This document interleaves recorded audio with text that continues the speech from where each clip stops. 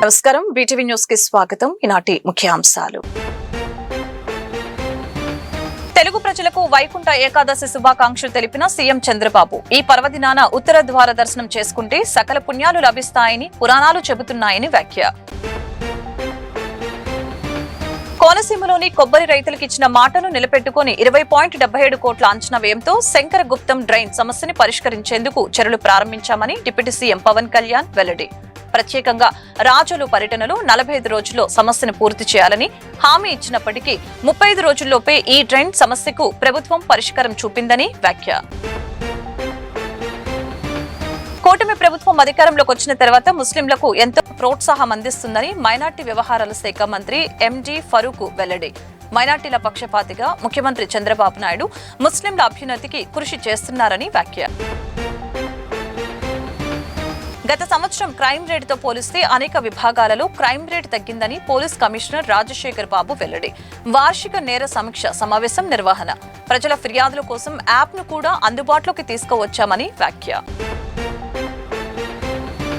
తెలుగు ప్రజలకు సీఎం చంద్రబాబు నాయుడు వైకుంఠ ఏకాదశి శుభాకాంక్షలు తెలిపారు. తన ఎక్స్ ఖాతా ద్వారా ఆయన ఈ శుభాకాంక్షలు తెలిపారు. వైకుంఠ ఏకాదశి పర్వదినాన్ని తెలుగువారు భక్తి ప్రపత్తులతో జరుపుకుంటారు. ఈ సందర్భంగా తెలుగు ప్రజలకు సీఎం చంద్రబాబు నాయుడు శుభాకాంక్షలు తెలిపారు.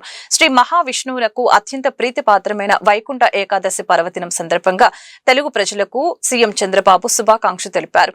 పవిత్రమైన ఈ పండుగ సందర్భంగా అందరికీ మంచి జరగాలని ప్రార్థిస్తూ శుభాకాంక్షలు తెలిపారు. కోనసీమలోని కొబ్బరి రైతులకు ఇచ్చిన మాటను నిలబెట్టుకుని 20.77 కోట్ల అంచనా వ్యయంతో శంకరగుప్తం డ్రైన్ సమస్యని పరిష్కరించేందుకు చర్యలు ప్రారంభించామని డిప్యూటీ సీఎం పవన్ కళ్యాణ్ తెలిపారు. ప్రత్యేకంగా రాజోలు పర్యటనలో 45 రోజుల్లో సమస్యను పూర్తి చేయాలని హామీ ఇచ్చినప్పటికీ 35 రోజుల్లోపే ఈ డ్రైన్ సమస్యకు ఈ ప్రభుత్వం పరిష్కారం చూపిందని వెల్లడించారు. కోనసీమ జిల్లా అభివృద్ధి కార్యక్రమాల్లో మరొక కీలక అడుగు పడింది. జిల్లా పరిధిలోని శంకరగుప్తం మేజర్ డ్రైన్ ఆధునీకరణ పనులకి డిప్యూటీ సీఎం పవన్ కళ్యాణ్ శంకుస్థాపన చేయడం జరిగింది. ఈ కార్యక్రమంలో ఆయన మంగళగిరి క్యాంపు కార్యాలయం నుంచి వర్చువల్ గా పాల్గొన్నారు. ఈ కార్యక్రమానికి జల వనరుల శాఖ మంత్రి నిమ్మల రామానాయుడు, రాజుల ఎమ్మెల్యే దేవ వరప్రసాద్, కోనసీమ జిల్లా కలెక్టర్, జల వనరుల శాఖ అధికారులు, ఇతర అధికారులు హాజరయ్యారు. ఈ సందర్భంగా పవన్ కళ్యాణ్ మాట్లాడారు. కోనసీమలోని కొబ్బరి రైతులకు ఇచ్చిన మాటను నిలబెట్టుకుని 20.77 కోట్ల అంచనా వ్యయంతో శంకరగుప్తం డ్రైన్ సమస్యని పరిష్కరించేందుకు చర్యలు తీసుకున్నట్లు తెలిపారు. ప్రత్యేకంగా రాజోలు పర్యటనలో 45 రోజుల్లో సమస్యను పూర్తి చేయాలని హామీ ఇచ్చినప్పటికీ 35 రోజుల్లోపే ఈ డ్రైన్ సమస్యకు ప్రభుత్వం పరిష్కారం చూపిందని తెలియజేశారు. ఏకాదశి రోజున ప్రారంభించడం నాకు చాలా ఆనందంగా. దీనికి విచ్చేసిన గౌరవ జలవనరుల శాఖ మంత్రి వర్యులు శ్రీ నిమ్మల రామానాయుడు గారికి, గౌరవ శాసనసభ్యులు వరప్రసాద్ గారికి, కలెక్టర్ జిల్లా magistrate doctor B R Ambedkar, Konaseema జిల్లా మహేష్ కుమార్ గారికి, జలవనరుల శాఖ ముఖ్య కార్యదర్శి శ్రీ సాయి ప్రసాద్ గారికి, పంచాయతీరాజ్ గ్రామీణాభివృద్ధి శాఖ కమిషనర్ శ్రీ కృష్ణతేజ గారికి, జలవనరుల విభాగం ఇంజనీరింగ్ చీఫ్ శ్రీ నరసింహమూర్తి గారికి, chief engineer Godavari delta system Shri Seshababu గారికి నా హృదయపూర్వక నమస్కారం. ఇది సుబ్రహ్మణ్య షష్ఠి రోజున ఈ సమస్య ఆ రోజు నేను వచ్చాను. రైతు సోదరులు చెప్పినట్టుగా ఇది ముక్కోటి ఏకాదశికి ప్రారంభం చాలా చాలా ఆనందంగా. ఇది జరగడానికి మనం అనుకున్నప్పుడు అన్ని జరగాలంటే కుదరవు, కానీ ప్రత్యేకించి మీది 2 దశాబ్దాల ఆవేదన. ఇది దాదాపు 1,00,000 చెట్లు కూలిపోయాయి. ఈ తలలు వాళ్ళు చేసిన చెట్లు మన కేశవదాస్ పాలన చూసినప్పుడు మనం వచ్చినప్పుడు కోనసీమని కొబ్బరి తోట లేకుండా ఊహించాం. అలాంటి కోనసీమలో తలలేని మొండెంలాగా ఆ రోజు కనిపిస్తే చాలా బాధ అనిపించింది. వెంటనే మంగళగిరి వచ్చి గౌరవ ముఖ్యమంత్రి గారికి తెలియజేసి వారికి 2 దశాబ్దాలు ఉన్న సమస్యను విన్నవించిన వెంటనే వారు కనీసం 45 రూపాయల్లో ఏదో ఒక కన్స్ట్రక్టివ్ ఒక యాక్షన్ ప్లాన్ తీసుకోవాలి సార్ అని ఆయనకి రిక్వెస్ట్ చేస్తే ఆయన 45 రోజులు కాదని చెప్పి దాదాపు 34 రోజులు 35 రోజుల లోపే ఆయన మనకు కావాల్సిన 20.77 కోట్లతోటి ఈ రోజున ఈ డ్రైన్ డ్రెడ్జింగ్ పనులు ప్రారంభించడం, 8 కిలోమీటర్ల వరకు పూడిక తీయడం, 14.5 కిలోమీటర్లు గట్ల నిర్మాణం చేపట్టబోతున్నాం. దీనికి అలాగే శంకర్ గుప్తన్ డ్రైన్ లో దాదాపు 600 ఎకరాలు ఉంది, కాదు 250 ఎకరాలు అన్యాక్రాంతం జరిగింది. అది మొన్న మీ దృష్టిలో కూడా అడిగాను, నేను అది అడిగాను. దాన్ని కూడా కలెక్టర్ గారు ఒకసారి దృష్టిలో పెట్టుకోవాలి. ఈ రోజున మనం ఇంత ఆనందంగా ఇంత సమర్థవంతంగా చేయగలుగుతున్నాం అంటే దీనికి ముందుగా మనం కృతజ్ఞతలు తెలుపుకోవాల్సింది గౌరవ ముఖ్యమంత్రి శ్రీ నారా చంద్రబాబు నాయుడు గారికి. మనస్ఫూర్తిగా రైతాంగం తరపున, కోనసీమ రైతాంగం తరపున, మనందరి తరపున వారికి నా హృదయపూర్వక ధన్యవాదాలు, హృదయపూర్వక నమస్కారం. ఎందుకంటే ఆయనకున్న ప్రయారిటీస్ లో ఒక సమస్య ఎక్కువ కాదు, ఒక సమస్య తక్కువ కాదు. కానీ ఇలాంటి పరిస్థితుల్లో సమస్య తీవ్రతను బట్టి, అంటే ప్రజల అవసరాలను బట్టి అన్ని కూర్చొని కూటమి ప్రభుత్వం అధికారంలోకి వచ్చిన తర్వాత ముస్లింలకు ఎంతో ప్రోత్సాహం అందిస్తుందని మైనార్టీ వ్యవహారాల శాఖ మంత్రి ఎన్ఎండి ఫరూక్ తెలిపారు. మైనార్టీల పక్షపాతిగా ముఖ్యమంత్రి చంద్రబాబు నాయుడు ముస్లింల అభ్యున్నతికి కృషి చేస్తున్నారని తెలిపారు. రాష్ట్ర ఉర్దూ అకాడమీ ఏర్పాటై 50 సంవత్సరాలైన సందర్భంగా ఏర్పాటు చేసిన స్వర్ణోత్సవ కార్యక్రమం తుమ్మలపల్లి కళాక్షేత్రంలో సోమవారం నిర్వహించడం జరిగింది. ఈ కార్యక్రమానికి ముఖ్య అతిథిగా మైనార్టీ వ్యవహారాల శాఖ మంత్రి ఎన్ఎండి ఫరూక్ హాస్డే మాట్లాడారు. ఉర్దూ భాషాభివృద్ధికి ముఖ్యమంత్రి నారా చంద్రబాబు నాయుడు మాత్రమే కృషి చేశారని పేర్కొన్నారు. ఆంధ్రప్రదేశ్ ఉర్దూ అకాడమీ 50 వసంతాల ఉర్దూ సురూర్ ఏ ఉర్దూ మహోత్సవ కార్యక్రమంలో ఆయన ముఖ్య అతిథిగా పాల్గొని ప్రసంగించారు. రాష్ట్రంలో ఉర్దూ భాషను అభివృద్ధి చేయడంలో పునాది మాజీ ముఖ్యమంత్రి స్వర్గీయ ఎన్టీ రామారావు పరిపాలన నుంచే ప్రారంభమైందని తెలియజేశారు. అదేవిధంగా ముఖ్యమంత్రి నారా చంద్రబాబు నాయుడు దేశంలో ఏ రాష్ట్రంలో లేని విధంగా ఉమ్మడి ఆంధ్రప్రదేశ్ లోనే ఉర్దూ విశ్వవిద్యాలయాన్ని హైదరాబాద్ లో ఏర్పాటు చేశారని తెలియజేశారు. ఉర్దూ అకాడమీ చైర్మన్ మహమ్మద్ ఫరూక్ షుబ్లీ మాట్లాడుతూ ఉర్దూ భాషకు మతంతో సంబంధం లేదని చెప్పారు. తనను చైర్మన్ గా నియమించిన ముఖ్యమంత్రి చంద్రబాబుకి సదా రుణపడి ఉంటానని తెలియజేశారు. నమస్కారం. ఇవాళ ఉర్దూ అకాడమీ స్థాపించి 50 సంవత్సరాలు పూర్తయిన సందర్భంగా ఆంధ్రప్రదేశ్ ఉర్దూ అకాడమీ చైర్మన్ గా షుబ్లీ గారిని నియమించి గౌరవ ముఖ్యమంత్రి నారా చంద్రబాబు నాయుడు గారు ఒకటే కోరుకుంటారు, అన్ని మాతృభాషల్లో కూడా బాగా యూసేజ్ పెరగాలని. తెలుగు ఎంతోగా మాట్లాడతామో అదేవిధంగా ఉర్దూ కూడా ప్రమాణంగా ఉండాలని. వాళ్ళ ఉర్దూని ఎవరన్నా ఉర్దూలోకి తీసుకొచ్చిందంటే అది గౌరవ ముఖ్యమంత్రి నారా చంద్రబాబు నాయుడు గారు. దేశంలోనే ఉర్దూ యూనివర్సిటీ ప్రప్రథమంగా చేసిన ఘనత మన గౌరవ ముఖ్యమంత్రి నారా చంద్రబాబు నాయుడు గారిదే. అంతేకాకుండా ఆ రోజు రామారావు గారి సమయంలో ఉర్దూ అకాడమీ బ్రహ్మాండంగా ఆయన వృద్ధిలోకి తీసుకొచ్చారు. మరొకసారి గౌరవ ముఖ్యమంత్రి నారా చంద్రబాబు నాయుడు గారు రాష్ట్రం విడిపోయినాక కర్నూలులో 175 ఎకరాలు ఇచ్చి ఉర్దూ యూనివర్సిటీని స్థాపిస్తే గత ప్రభుత్వం అధికారంలోకి వచ్చి ఒక్క రూపాయి కూడా ఉర్దూ అకాడమీకి ఖర్చు పెట్టని ప్రభుత్వం ఏదన్నా ఉందంటే గత ప్రభుత్వం. మళ్ళీ మేము అధికారంలోకి ఒక బాధ్యతగా భావిస్తున్నాం. ఎందుకంటే 50 సంవత్సరాల గోల్డెన్ జూబ్లీ ఉత్సవాలను నిర్వహించేటటువంటి మహత్తర అవకాశాన్ని నారా చంద్రబాబు నాయుడు గారు నాకు ఇచ్చారు. నారా చంద్రబాబు నాయుడు గారిని మేము ఉర్దూ భాష ప్రేమికులం కాదు, అందరం కూడాను పిలిచేది ఒకటే, అదేమిటంటే మొహసినే ఉర్దూ, అంటే పరోపకారి. ఉర్దూ భాషకి యావత్తు భారతదేశంలో ఎవరైనా పరోపకారి ఉన్నారంటే, ఎవరైనా అభివృద్ధి చేశారంటే ఏకైక నాయకుడు నారా చంద్రబాబు నాయుడు గారు అని చెప్పేసి డంకాపదంగా చెప్పగలము. దానికి అనేకమైనటువంటి కారణాలు ఉన్నాయి. ఎంపీ గారు, ఎమ్మెల్యేలు గారు, అదేవిధంగా మన మంత్రి గారు అందరూ కూడాను ఈ విషయాన్ని మీ ముందుది. నేను ఇంకొక అతి ముఖ్యమైనటువంటి అంశాన్ని మీ ముందుకు తీసుకొస్తున్నాను. అదేంటంటే ఉర్దూ భాషకి మతంతో సంబంధం లేదు. మతంతో ఉర్దూ భాషకి ఏ మాత్రం కూడాను సంబంధం లేదు. ఎందుకు నేను ఈ మాట అంటున్నానంటే 19 డిసెంబర్ 1927 అష్ఫాకుల్లా ఖాన్, రామ్ ప్రసాద్ బిస్మిల్ వీళ్ళు ఇద్దరు కూడాను ఉర్దూ భాష కవిత్వంలో ప్రావీణ్యం చెందినటువంటి వాళ్ళు. అటువంటి వారు ఇద్దరు కూడాను భారత స్వాతంత్ర ఉద్యమంలో వాళ్ళిద్దరిని కూడాను ఉరికంబాన్ని ఎక్కించారు. వాళ్ళిద్దరి మధ్యలో ఏర్పడినటువంటి ఏదైతే బంధం ఉందో ఆ బంధం వారిని ఏ బంధం అయితే వాళ్ళని కలిపిందో ఆ బంధమే ఉర్దూ యూనివర్సిటీ దాదాపుగా 5% కూడా జగన్మోహన్ రెడ్డి గారు వచ్చి ఇట్లా ఉండే పిల్లలు అట్టనే కనబడతా ఉండే 134 ఎకరాలు ఇచ్చాం కర్నూలు దగ్గర, ఓరవకల్ దగ్గర. ఇప్పుడు ఓరవకల్ ఇండస్ట్రియల్ హబ్ చేశారు, అక్కడే ఉర్దూ యూనివర్సిటీ శంకుస్థాపన చేశాం. కొంతవరకు మన ప్రభుత్వం ఇప్పుడు కట్టాం. మళ్ళీ 5 సంవత్సరాలు ఆ పోయిన ముఖ్యమంత్రి గారు ఒక తాకురు కూడా తాకలేదని. మరి ఆయన మా మీద ప్రేమ ఉందో లేదో నాకు తెలుసు, కానీ దాని వరకు టచ్ కూడా చేయలే ఆయన. దాంతోపాటు కడపలో ఆయన సొంతం ఒక జిల్లా, కడప వాసుడు, పులిమందల కడప జిల్లాలో ఉంది. కడప కేంద్రంలో ఉండే హజౌస్ కూడా ఆయన పాపం తాకూరు కూడా తాకలే. ఎట్లుంటే అట్లా ఉంది. దానికి 10 కోట్లు కావాలంటే అడిగితే మరి 10 కోట్లు ఇవ్వమని చెప్పి ముఖ్యమంత్రి గారు చెప్పారు.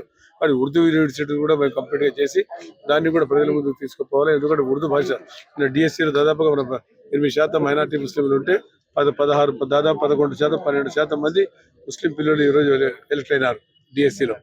గతంలో చంద్రబాబు నాయుడు గారు 97, 98 కూడా 1000 మంది టీచర్లను కాంపౌండ్ స్టేట్ లో 1000 మంది టీచర్లు ఉర్దూ టీచర్లు ఒకటే రోజు డిఎస్సి పెట్టి కేవలం ఉర్దూ టీచర్లను పోలీస్ కమిషనర్ వారి కార్యాలయం నందు నగర పోలీస్ కమిషనర్ ఎస్వి రాజశేఖర్ బాబు ఆధ్వర్యంలో వార్షిక నేర సమీక్ష సమావేశం నిర్వహించడం జరిగింది. కార్యక్రమంలో భాగంగా గత సంవత్సరం క్రైమ్ రేటుతో పోలిస్తే అనేక విభాగాలలో క్రైమ్ రేట్ తగ్గిందని చెప్పుకొచ్చారు. ట్రాఫిక్ నియంత్రణలో అనేక మార్పులు తీసుకువచ్చామని వివరించారు. ప్రజల ఫిర్యాదుల కోసం యాప్ ను కూడా అందుబాటులోకి తీసుకువచ్చామని చెప్పారు. నేర నియంత్రణ కోసం పోలీస్ బలగాలు అహర్నిశలు కృషి చేస్తున్నాయని వెల్లడించారు. ఇంటర్ స్టేట్ క్రిమినల్స్ వచ్చి విజయవాడ ఒక ఇంపార్టెంట్ జంక్షన్ కాబట్టి ఇంటర్ స్టేట్ క్రిమినల్స్ వచ్చి ఇక్కడ నేరాలు చేస్తున్నారు. సో ఇటువంటి సందర్భంలో ఎవిడెన్స్ బేస్డ్ పోలీసింగ్ కి మనము ప్రాధాన్యత ఇస్తూ కనీసం ఒక నేరం జరిగితే 5-6 కెమెరాల్లో వాళ్ళ ఎవిడెన్స్ వదలక తప్పని పరిస్థితి మనం క్రియేట్ చేయాలనే ఉద్దేశంతో మనము 10,000 కెమెరాస్ ఎన్టీఆర్ పోలీస్ కమిషనరేట్ లో మనము ఏర్పాటు చేసుకోవడం జరిగింది. అది కూడా it's one of the biggest community policing initiative in the country. నాకు తెలిసి కమ్యూనిటీని ఇన్వాల్వ్ చేస్తూ పబ్లిక్ ప్లేసెస్ అంటే మామూలుగా షాపింగ్ కాంప్లెక్స్ లోనో లేదా హోటల్స్ లోనో ఉంటాయి, అలా కాకుండా పబ్లిక్ ప్లేసెస్ లో 10,000 కెమెరాలు పెట్టడంలో పోలీస్ శాఖ కృతకృత్యులైంది. సో దానికి సురక్షా కమిటీ సభ్యులకు అదేవిధంగా ఎందరో మహానుభావులు ఎందరో ఫిలాంథ్రఫిస్ట్ ఉన్నారు, వాళ్ళందరికీ కూడా నేను ధన్యవాదాలు తెలియజేస్తున్నాను. సో ఏదైతే సురక్షా ప్రోగ్రామ్ స్టార్ట్ అయిందో దాని తర్వాత ప్రతి గ్రామంలో ప్రతి టెంపుల్ లో ఉండాలని న్యూ ఇయర్ ని నగర ప్రజలు ఆనందోత్సవాలతో జరుపుకోవాలని డిసెంబర్ 31వ తేదీన విజయవాడ నగరంలోని ఫ్లైఓవర్స్ అన్ని మూసివేస్తున్నట్లు city police commissioner S V Rajasekhar Babu తెలిపారు. మద్యం సేవించి వాహనాలు నడపరాదని, ట్రాఫిక్ నిబంధనలు అతిక్రమిస్తే కఠిన చర్యలు తప్పవని ఆయన హెచ్చరించారు. ప్రతి ద్విచక్ర వాహనదారుడు ఖచ్చితంగా హెల్మెట్ ధరించి వాహనాన్ని నడపాలని సూచించారు. కంపానియన్షిప్ ఆర్గనైజేషన్ ఆధ్వర్యంలో ఇందిరాగాంధీ మున్సిపల్ స్టేడియం నుంచి బెంచ్ సర్కిల్ వరకు ట్రాఫిక్ పోలీస్ వారి నేతృత్వంలో సేఫ్ రైడింగ్ పై కంపానియన్షిప్ అవగాహన ర్యాలీని నిర్వహించడం జరిగింది. ఈ సందర్భంగా కమిషనర్ రాజశేఖర్ బాబు మాట్లాడుతూ నేరాల్లో అతి తీవ్రమైన నేరం హత్య అని వ్యాఖ్యానించారు. కేవలం 2025లో రోడ్డు ప్రమాదంలో సుమారుగా 306 మంది చనిపోయారని చెప్పారు. రోడ్డు ప్రమాదాల నివారణకు కట్టుదిట్టమైన చర్యలు ఇప్పటికే అమలు చేస్తున్నామని చెప్పారు. ప్రజలకి రోడ్డు ప్రమాద భద్రత అంశంపై అవగాహన ఎంతైనా అవసరమని ఈ సందర్భంగా తెలియజేశారు. అలాగనే కంపానియన్షిప్ ఆర్గనైజేషన్ స్వచ్ఛంద సంస్థ ఇటువంటి కార్యక్రమాలను నిర్వహించడం అభినందనీయమని అన్నారు.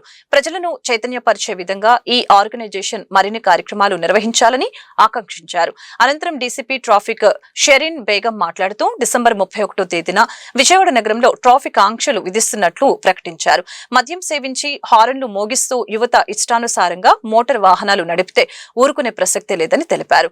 మద్యం సేవించిన వారు తప్పనిసరిగా డ్రైవర్ ను ఏర్పాటు చేసుకోవాలని తెలియజేశారు. అనంతరం కంపానియన్షిప్ అధ్యక్షులు షబ్బీర్ మాట్లాడుతూ నూతన సంవత్సర వేడుకల్ని హారన్ మోతలతో కాకుండా ఆనందభరితంగా జరుపుకోవాలని ఆకాంక్షిస్తూ ప్రజల్లో అవగాహన కల్పించేందుకు సేఫ్ రైడ్ ర్యాలీ నిర్వహించినట్లు తెలిపారు. యాక్సిడెంట్స్ లో 366 మంది చనిపోయారు. అంటే ఆల్మోస్ట్ 10 ఫోల్డ్. ఈ యాక్సిడెంట్స్ లో మనము మరణించే వారి సంఖ్య చూస్తే 10 రెట్లు ఎక్కువ. సో దయచేసి ప్రజలు దీన్ని అర్థం చేసుకోవాల్సిన అవసరం ఉంది. సో ప్రజలలో ఒక అవేర్నెస్ అనేది చాలా ఇంపార్టెంట్. ఎందుకంటే మీరు చూస్తే 206 మంది మోటార్ సైకిల్ చనిపోయారు 366లో, 106 మంది పెడెస్ట్రియన్స్ చనిపోయారు. అంటే 366లో 312 మంది ఈ 2 కేటగిరీసే. ఆటోలో పోయేవాడు, బస్సులో పోయేవాడు, లారీలో పోయేవాడు కాదు, మోటార్ సైకిల్ లో పోయేవాడు చనిపోతున్నాడు, పెడెస్ట్రియన్ రోడ్ మీద ఇటు నుంచి క్రాస్ చేసేవాడు చనిపోతున్నాడు. సో దీన్ని మనం తీవ్రంగా పరిగణించాల్సిన అవసరం ఉంది. సో మోటార్ సైక్లిస్టులని ఖచ్చితంగా మనం కాపాడుకోవాల్సిన అవసరం ఉంది. వీళ్ళు చేసే దీనికి ఒక్కోసారి బాధ వస్తుంది, కోపం వస్తుంది, కానీ ఏం చేయలేని పరిస్థితి. కుటుంబాలు సర్వనాశనం అయిపోతున్నాయి. వీళ్ళంతా కూడా కుటుంబాలకి క్షోభను మిగిలిస్తున్నారు. సో దయచేసి హెల్మెట్ మీరు వేసుకోండి అని చెప్పేసి ప్రతి సందర్భంలో చెప్తా ఉన్నాము. హెల్మెట్ వేరింగ్ పర్సంటేజ్ ముందుగా విజయవాడ నగర వాసులకి ముందుగా ధన్యవాదాలు తెలియజేయాలి. ఎందుకంటే 2025లో కల్చర్ ఆఫ్ సేఫ్టీ అనేది కొంత వచ్చింది. సో ఆల్మోస్ట్ ఈ బెంచ్ సర్కిల్లో 72% దాకా హెల్మెట్ ఒబీడియన్స్ పర్సంటేజ్ 72% వరకు వచ్చింది. సంతోషం. కాకపోతే మళ్ళీ బయటకు పోతే వేరే రామవారి పడిపోతే తగ్గిపోతుంది, ఇటు ఇబ్రహీంపట్నం పోతే తగ్గిపోతుంది. అంటే పోలీస్ ప్రెజెన్స్ పోలీసులు చూసి హెల్మెట్ పెట్టుకున్నారు, కానీ తన సేఫ్టీకి హెల్మెట్ అనేది వీళ్ళు అర్థం చేసుకోవట్లేదు. ముఖ్యంగా కృష్ణలంక పోలీస్ స్టేషను, కటమటి పోలీస్ స్టేషను, భవానీపురం ఇవంతా కూడా హైవేస్ పాస్ అయ్యే పోలీస్ స్టేషన్. అదేవిధంగా కంచిచర్ల, జీ కొండూరు, ఈ 5-6 పోలీస్ స్టేషన్స్కే దాదాపు 200 మంది చనిపోతుంది. దుర్గమ్మ వారిని దర్శించుకోవడం చాలా సంతోషంగా ఉందని టాలీవుడ్ ప్రముఖ డైరెక్టర్ అనిల్ రావిపూడి తెలిపారు. మంగళవారం ఉదయం విజయవాడలోని ఇంద్రకీలాద్రిపై కొలువు తీరిన దుర్గమ్మ వారిని డైరెక్టర్ అనిల్ రావిపూడి దర్శించుకున్నారు. ఈ సందర్భంగా అమ్మవారికి ఆయన ప్రత్యేక పూజలు నిర్వహించారు. అనంతరం అమ్మవారి ప్రసాదంతో పాటు చిత్రపటాన్ని ఆయనకు ఆలయ అధికారులు అందజేశారు. తద్వారా వేద పండితులు ఆయన్ని ఆశీర్వదించారు. మంగళవారం సాయంత్రం తాను గుంటూరులో చదివిన కాలేజీలో ఒక సాంగ్ రిలీజ్ చేయబోతున్నామని వివరించారు. ఈ చిత్రం బాగా వచ్చిందని చెప్పారు. ప్రజలు ఈ చిత్రాన్ని ఆశీర్వదిస్తారని ఆశిస్తున్నట్లు డైరెక్టర్ అనిల్ రావిపూడి తెలిపారు.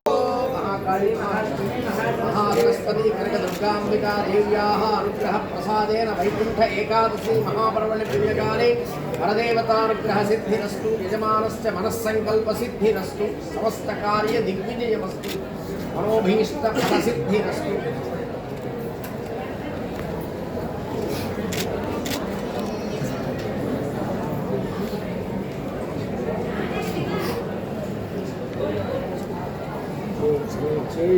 వ్యాపారంలో అన్నింటిలో కూడా అమ్మవారి యొక్క అనుగ్రహంతో మెగాస్టార్ చిరంజీవి గారు ఒక అద్భుతమైన family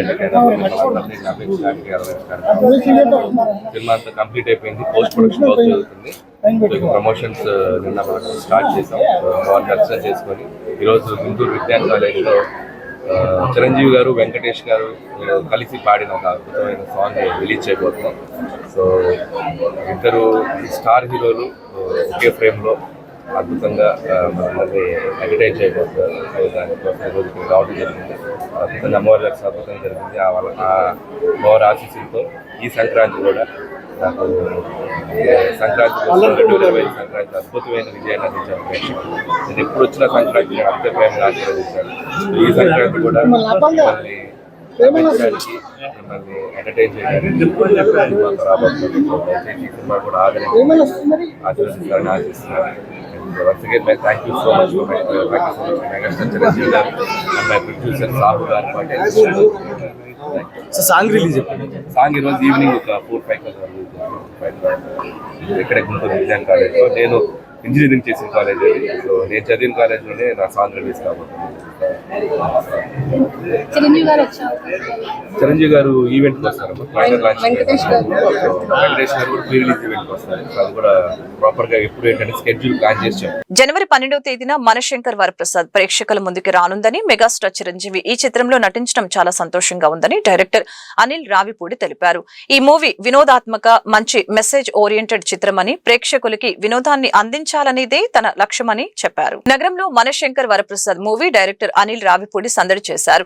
Manashankar Varaprasad movie promotions లో భాగంగా విజయవాడకి వచ్చిన డైరెక్టర్ అనిల్ రావిపూడి తొలుత ఇంద్రకీలాద్రి అమ్మవారిని దర్శించుకున్నారు. అనంతరం ఓ ప్రముఖ హోటల్ నందు మీడియా సమావేశాన్ని నిర్వహించడం జరిగింది. జనవరి 12వ తేదీన మనశంకర్ వరప్రసాద్ ప్రేక్షకులకు ముందుకు రానుందని తెలిపారు. ఒక డైరెక్టర్ గా మెగాస్టార్ చిరంజీవితో సినిమా తీయడం అదృష్టంగా భావిస్తున్నట్లు తెలిపారు. మెగాస్టార్ తో తీసిన చిత్రం సంక్రాంతికి రాబోతుందని అన్నారు. చిరంజీవి ఒక అద్భుతమైన కామెడీని బయటకు తీశామని, మెగాస్టార్ చిరంజీవి అద్భుత డాన్స్, హ్యాండ్సమ్ లుక్ తో కనిపిస్తారని అన్నారు. ఈ చిత్రం కోసం ఫిట్నెస్ గా, అందంగా కనపడడానికి చిరంజీవి చాలా కష్టపడ్డారని, నయనతార శశిరేఖ పాత్రలో జీవించారని తెలిపారు. అలాగనే చిత్రం లాస్ట్ 13 మినిట్స్ విక్టరీ వెంకటేష్ విరగతీస్తారని అన్నారు. గుంటూరులో విజ్ఞాన యూనివర్సిటీలో చిరంజీవి, వెంకటేష్ తో కలిసి చిత్రీకరించిన పాట విడుదల చేస్తున్నామని, సంక్రాంతికి హిట్ కొట్టబోతున్నామని చెప్పారు. మెగాస్టార్ చిరంజీవి ఒరిజినల్ పేరు నా చిత్రానికి టైటిల్ గా పెట్టడం చాలా సంతోషంగా ఉందని తెలిపారు. ఏకాదశి రోజు విజయవాడ వచ్చి అమ్మవారి దర్శనం చేసుకున్నాం. అండ్ జనవరి 12 మన శంకర్ వరప్రసాద్ గారు సంక్రాంతి కానుకగా థియేటర్స్లో రాబోతుంది. అండ్ షైన్ స్క్రీన్స్ ప్రొడక్షన్లో సాహు గారపట్ గారు అండ్ గోల్డ్ బాక్స్ ఎంటర్టైన్మెంట్స్ ద్వారా సుష్మిత కొనెదల గారు కలిసి నిర్మిస్తున్న ఈ చిత్రం జనవరి 12 రాబోతుంది. అండ్ నాకు సంక్రాంతి అంటేనే ఒక సెంటిమెంట్ అనాలో, కనెక్షన్ అనాలో తెలియదు. తీసిన 8 ఫిలిమ్స్లో ఒక 3 చిత్రాలు సంక్రాంతికి వచ్చాయి. F2, సర్లేరు నీకెవరు అండ్ ఈ ఇయర్ సంక్రాంతికి వస్తున్నాం. సో 3 అద్భుతమైన విజయాలు ఇచ్చారు ప్రేక్షకులు. సో మళ్ళీ ఈ సంక్రాంతికి మన శంకర్ ప్రసాద్ గారు అనే ఒక మంచి కథతో మెగాస్టార్ చిరంజీవి గారితో రాబోతున్నాను. సో ఖచ్చితంగా మీ ఆశీస్సులు నాకు ఉంటాయని ఆశిస్తున్నాను. అండ్ చిరంజీవి గారిని కూడా ఫ్యామిలీ ఎంటర్టైనర్ అనే ఒక స్పేస్లోకి తీసుకొచ్చి ఆయనలో ఉన్న ఒక అద్భుతమైన కామెడీ టైమింగ్ని, ఆయనలో ఉన్న ఒక స్ట్రెంగ్త్ని మళ్ళీ అంటే నాకు ఆయన సినిమాలు అంటే చాలా ఇష్టం. కొన్ని సినిమాలు ఎస్పెషల్లీ అన్నయ్య కానీ, బావగారు బాగున్నారు కానీ, ఘరానామోడు కానీ ఇలాంటి జోనర్స్లో ఆయన సినిమా చేసి చాలా ఏళ్ళైంది. సో అది నాకు ఎగ్జైటింగ్ అనిపించింది ఈ కథ చేసిన దగ్గర నుంచి కూడా. సో ఈ సినిమాలో చిరంజీవి గారు అద్భుతంగా నటించి, ఓకేనా, ఈ సినిమాలో చిరంజీవి గారు అద్భుతంగా నటించి, అద్భుతంగా డ్యాన్సులు చేసి, ఎనర్జీతో, స్లిమ్గా, ట్రిమ్గా, హ్యాండ్సమ్గా చూసిన వాళ్ళందరూ చరణ్ బాబుకి తమ్ముడా అని ఒక కమెంట్స్ వస్తూ ఉన్నాయి. అంత హ్యాండ్సమ్గా ఉన్నారు ఆయన. సో నిజంగా హ్యాట్స్ ఆఫ్ టు చిరంజీవి గారు. సో ఆయన తీసుకుంటున్న కేర్, ఆయన తీసుకుంటున్న ఇది డిసిప్లిన్ అన్నిటికీ. అండ్ నా అదృష్టం ఈ సినిమాకి ఆ లుక్ కుదరటం. సో అలాగే ఈ సినిమాలో కాస్టింగ్ వైజ్ వస్తే నయనతార గారు ఆఫ్టర్ లాంగ్ టైం మళ్ళీ చిరంజీవి గారితో కలిసి నటిస్తున్నారు.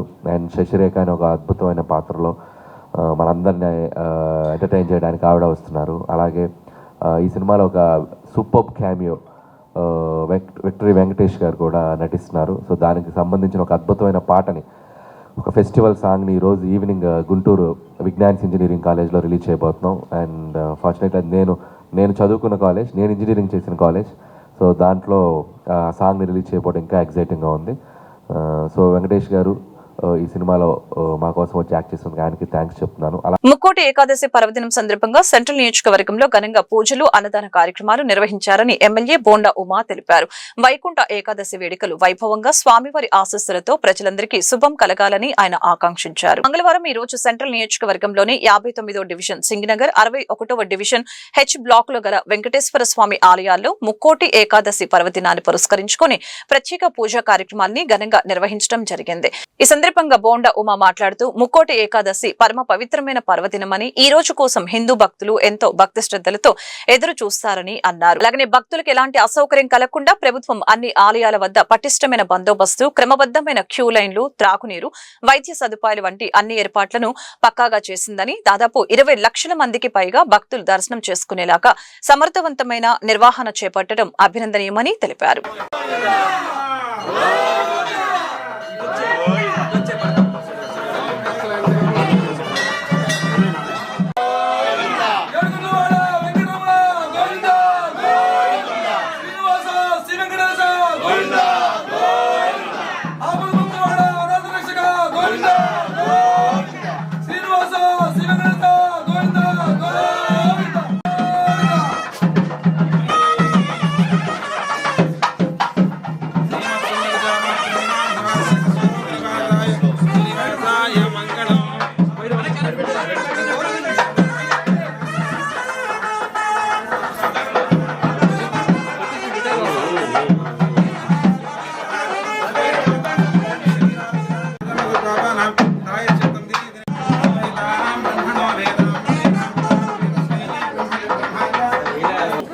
పరమ పవిత్రమైనటువంటి రోజు ముక్కోటి ఏకాదశి.